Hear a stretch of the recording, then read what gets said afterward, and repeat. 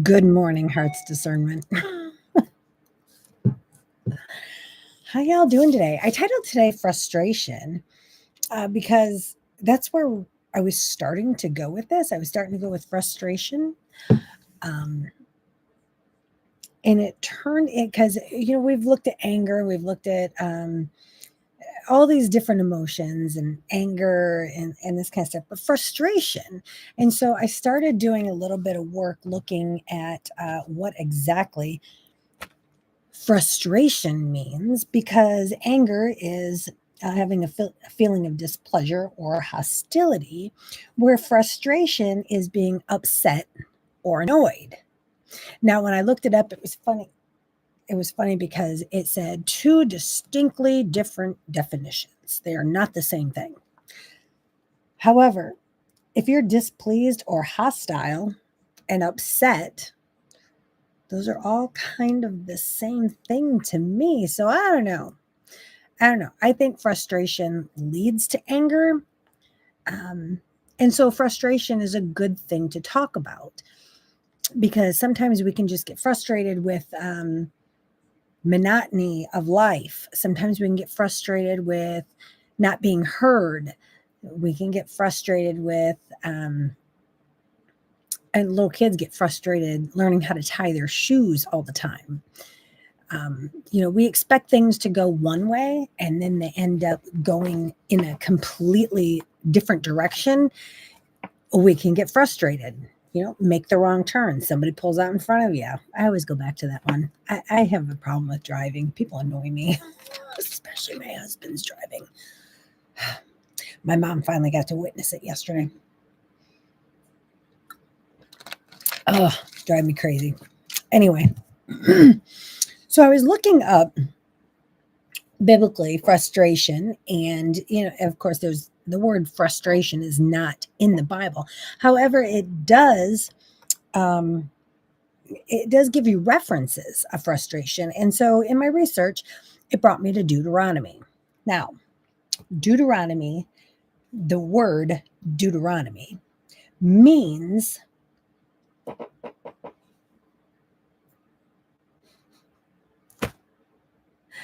a repetition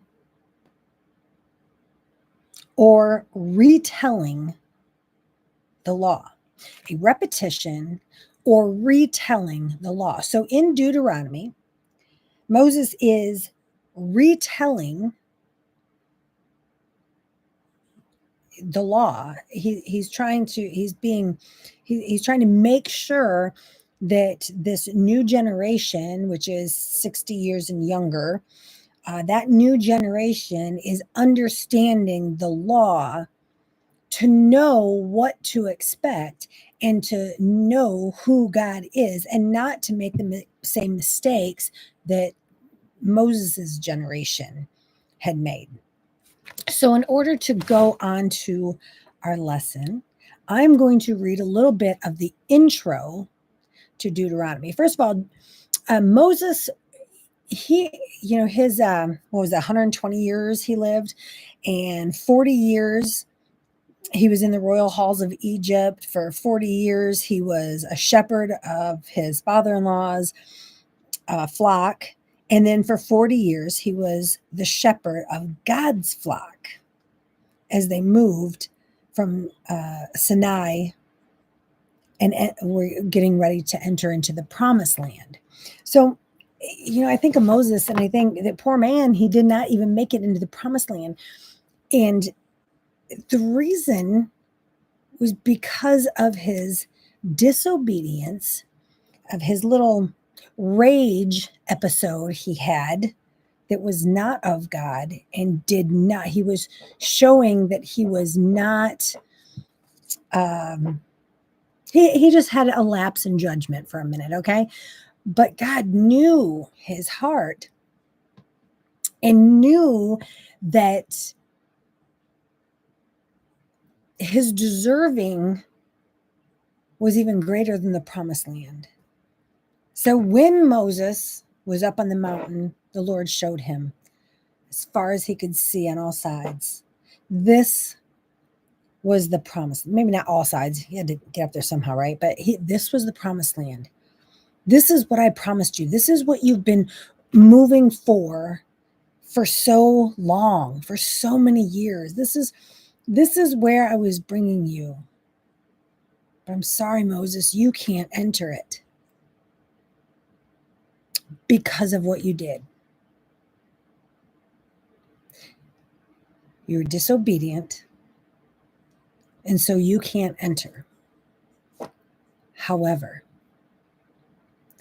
I am going to bury you myself. This is the Lord speaking. I'm going to bury you myself, Moses,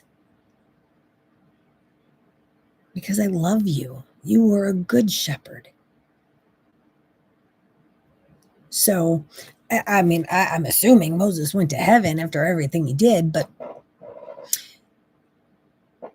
but well, let me read a little bit of this so I can explain to you. Okay.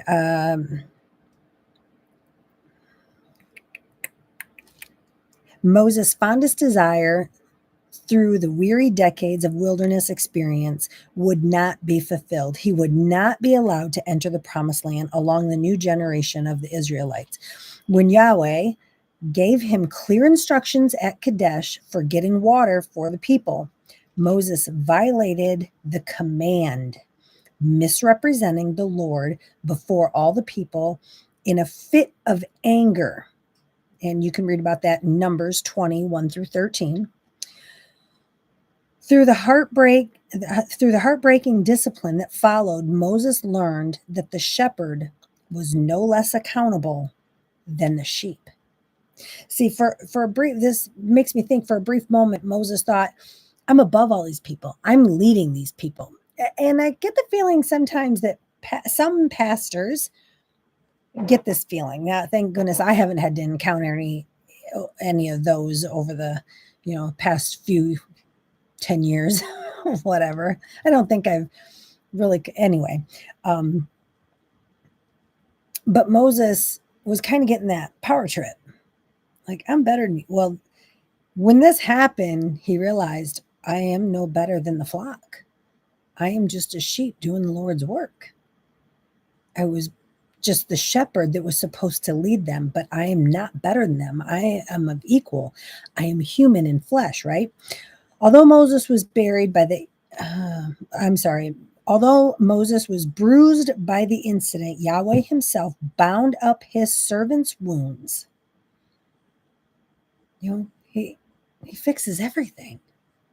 The final scene of Moses is that the Lord gathered together in Moab just before Moses' death, and bittersweet, Moses climbs Mount Nebo, and the Lord was there showing him all the land across Jordan, from the north to the west to the south. The Lord told him, this is the land which I swore to give Abraham, Isaac, and Jacob. I have caused you to see it with your eyes, but you cannot cross over there. See, the Lord was saying, well done. My good and faithful servant, well done.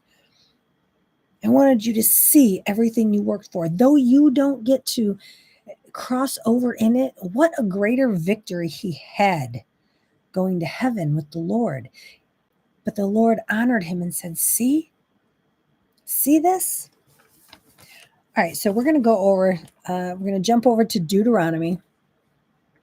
We're in Deuteronomy, but chapter 28, and we're going to read 15 through 24.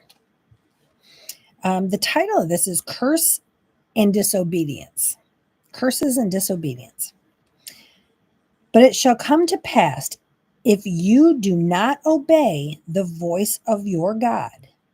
Please listen to these words very intently, okay? If you have to replay this 10 times, replay it. But I want you to hear it. And it sounds, when I first read this, I thought, wow, I'm glad this was the Old Testament.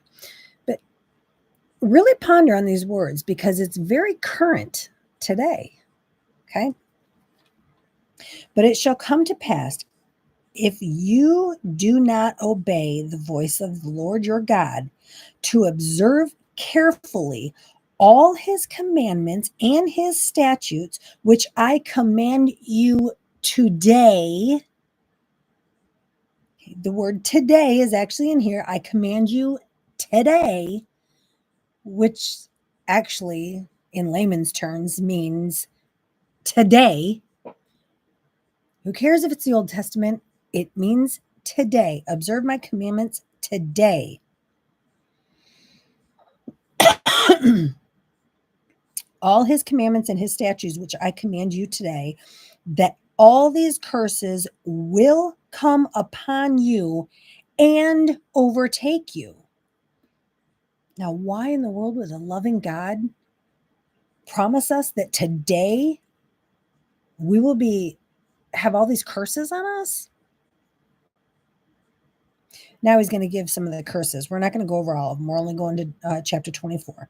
So in 16, cursed shall be in the city and cursed shall be in the country.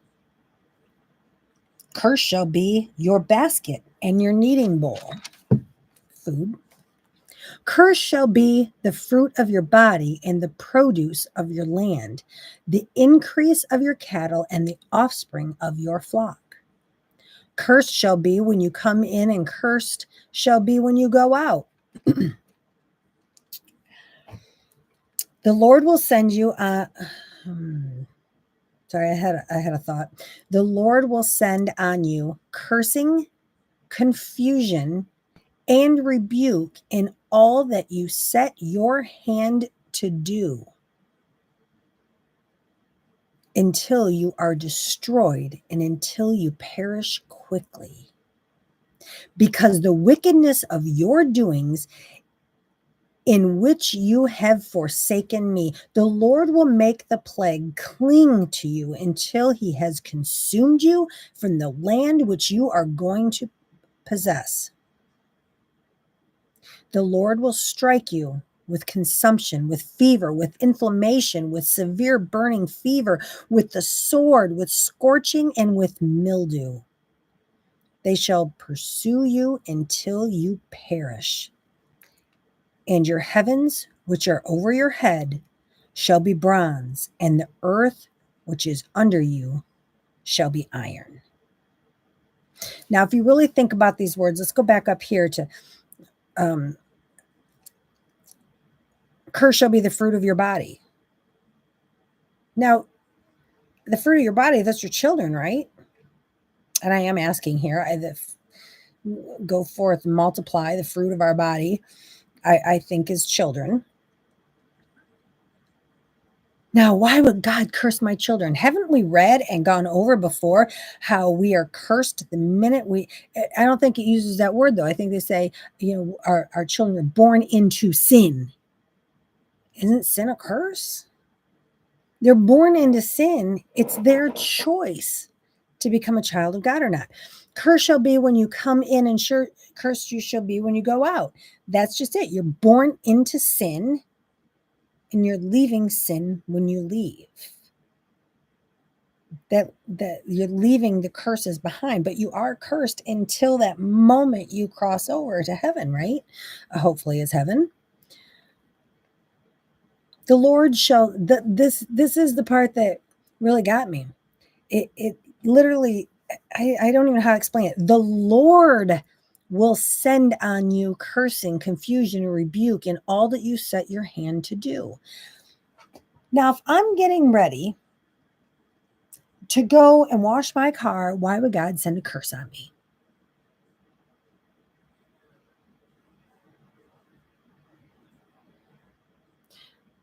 Which brings me back to frustration and anger.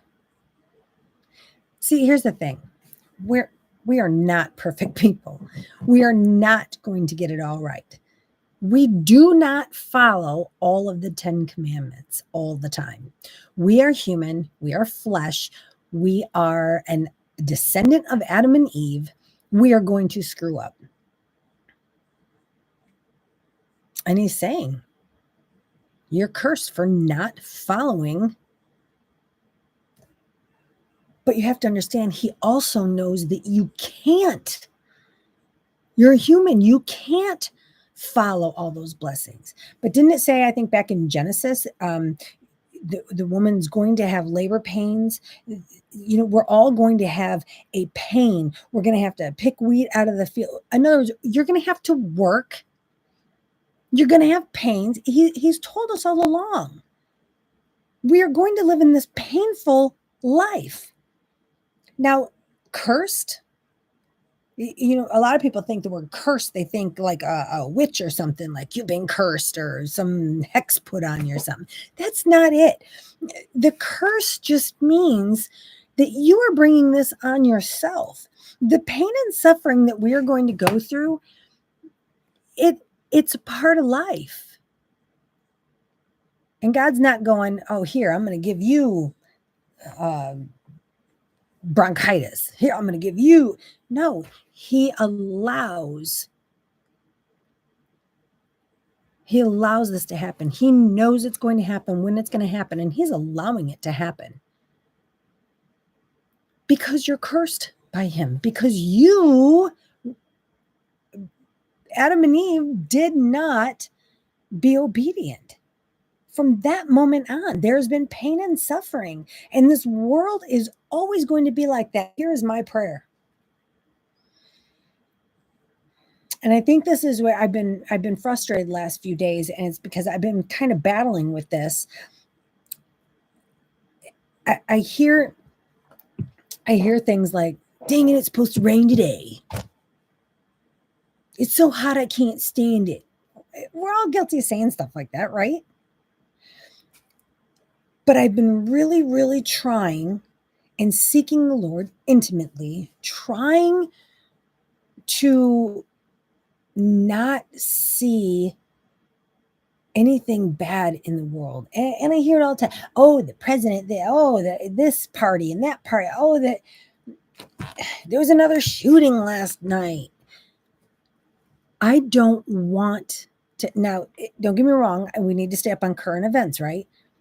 I don't want to see what Satan is doing. I've said on here 100 times, I want eyes to see and ears to hear. But what does that mean? Does that mean I want to see what God has to show me? But okay, thanks for that. Now let me go look at all this crap in the world? No, I want eyes to see all God's beauty, because here's the thing. Here's what it comes down to, people. If we are constantly looking at the negative, the nasty, the gross, the ugh, and there's my frustration. I'm so sick of hearing about it. I don't want ears to hear that. I don't want eyes to see that. I want to see the trees budding, the snow falling. And as much as I hate winter and hate snow, I want to see it for what it is. I want to see it as a gift from God. I want to see it as seasons changing, knowing that tomorrow is a new day. I want to see the sunshine. I want to see good. Because I tell you what, if the more of us, if the world could only see the good,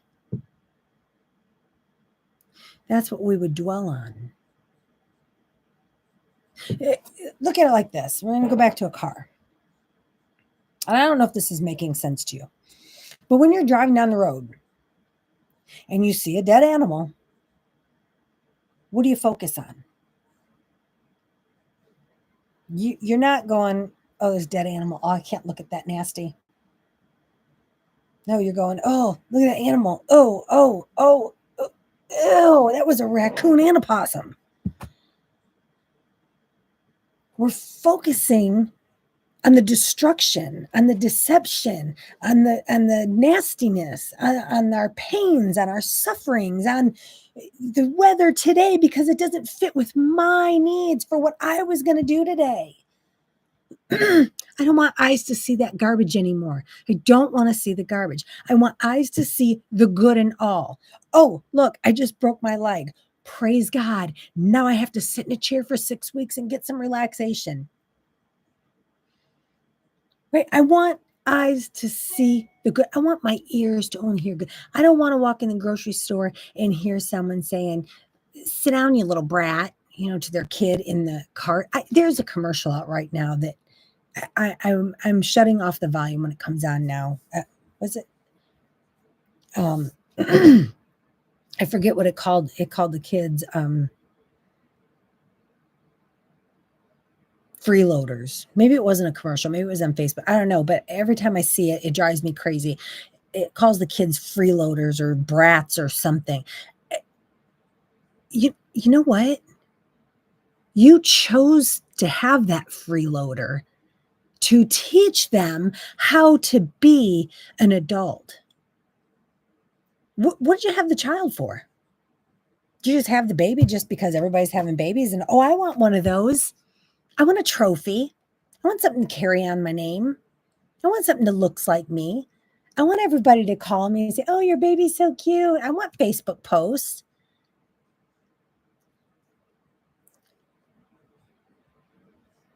Why are you going to call your kid a freeloader? I mean, now if they're 30 years old and living at home, that might be a little bit different story. But seriously, you knew when you had that baby, you were going to raise it at least till it was 18 years old.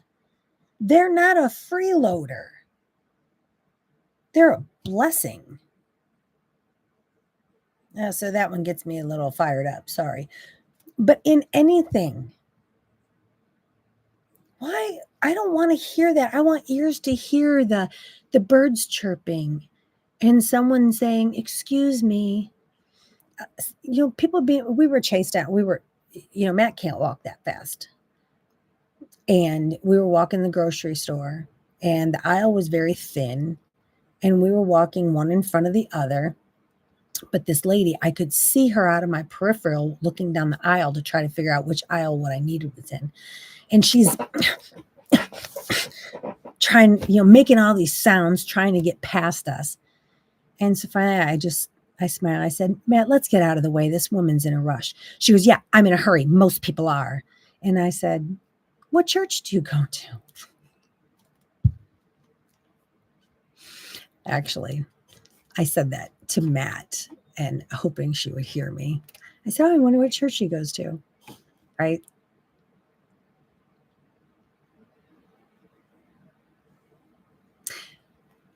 The point is, I was hoping that she would have ears to hear, and maybe if she was a Christian, she would realize that she wasn't being Christ-like.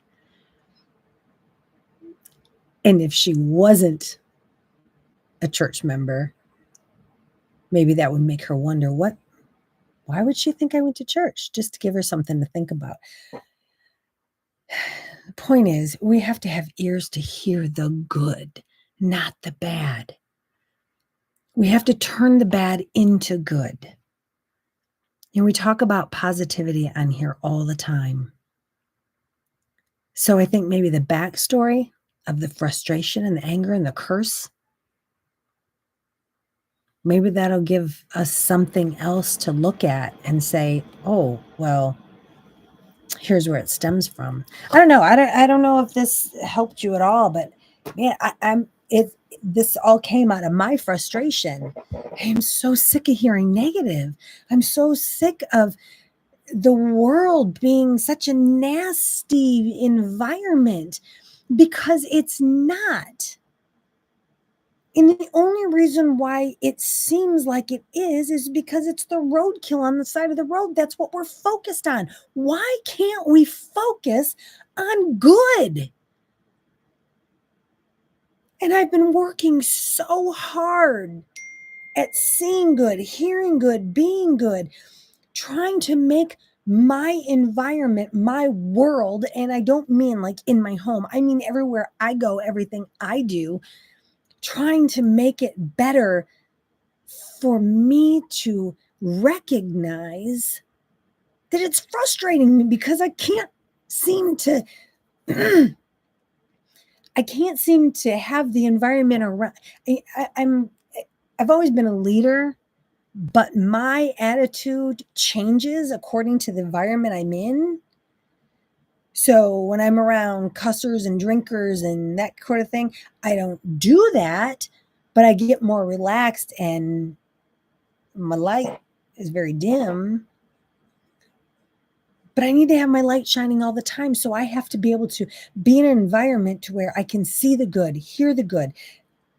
I can go in being that, but man, it's heavy carrying that all on your back. We all need to start just only seeing. If you can't see good, you can't hear good, shut it off.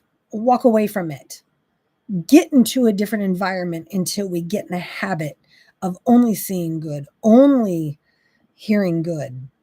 We got to start doing that because I'm telling you, I'm running on fumes trying to stay positive, trying to know that God, yeah, the curses, they come.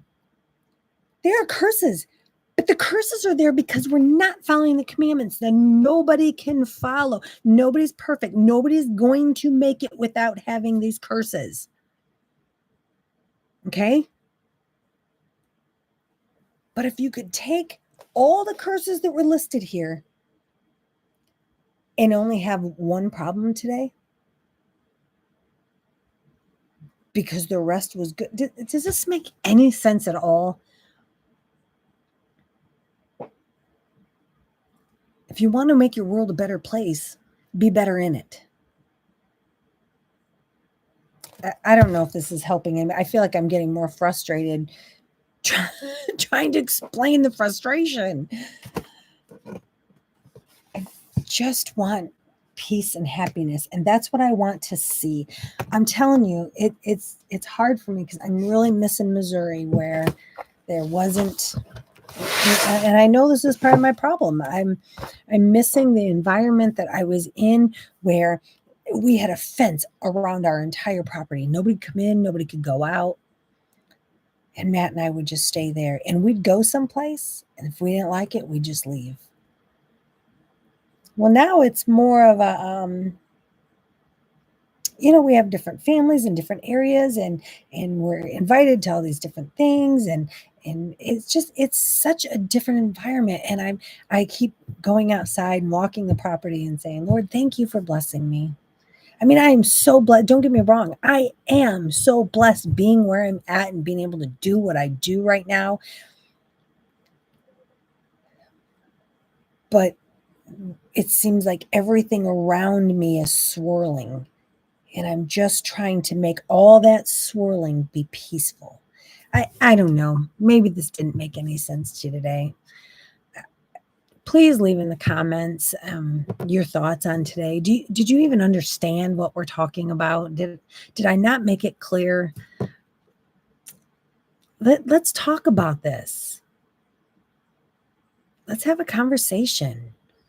Let's chat in the comments, okay? I love you all. Have a great day. Dana will be back with us tomorrow. I love you. See good today. Feel good today. And when those cursings come, praise God for them. Because you might be the one on the top of the mountain getting to see all the blessings that you could have had, but that you get to leave behind now to go be with Jesus. Be blessed. See you back here tomorrow with Dana. Bye-bye.